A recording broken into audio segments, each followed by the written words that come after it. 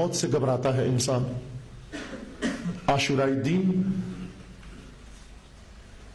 یزیدیت کے خلاف آواز کو فریضہ قرار دیتا ہے اور انجام سے انسان کو لاپرواہ قرار دیتا ہے، لیکن غیر عاشورائی دین انسان کی نگاہیں انجام پہ ڈال کے فرائض سے لاپرواہ قرار دیتا ہے، ذمہ داریوں سے لا تعلق قرار دیتا ہے۔ عاشورائی دین انسان کو ذمہ دار بناتا ہے، غیر عاشورائی دین انسان کو غیر ذمہ دار بناتا ہے۔ عاشورائی دین انسان کو کنج خانہ سے نکال کر میدان میں لا کھڑا کرتا ہے، لیکن غیر عاشورائی دین انسان کو اپنی غلطیوں پر پردہ کرنے کے توجیہ کے راستے سکھاتا ہے۔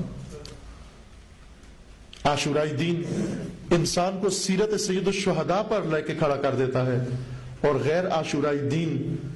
انسان کو اپنی زندگی کے گناہ چھپانے کے لیے معصومین کے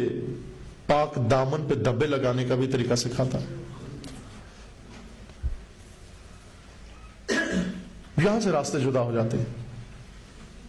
عاشورائی دین اور غیر عاشورائی دین، عاشورائی اسلام اور غیر عاشورائی اسلام، وہی جس کو امام نے کہا اسلام ناب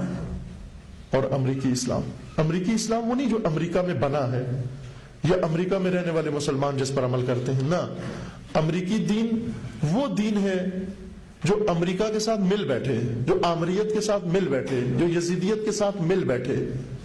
لیکن عاشورائی دین وہ ہرگز پسند نہیں کرتا۔ انی لا اری الموت الا سعادتا والحیات مع الظالمین الا برما،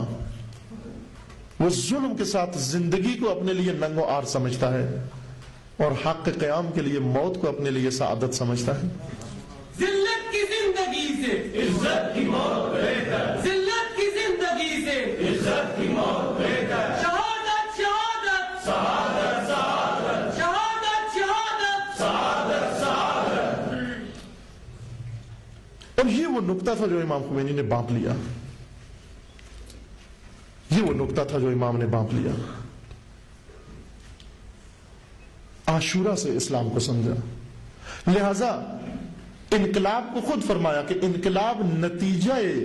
کربلا اور نتیجہ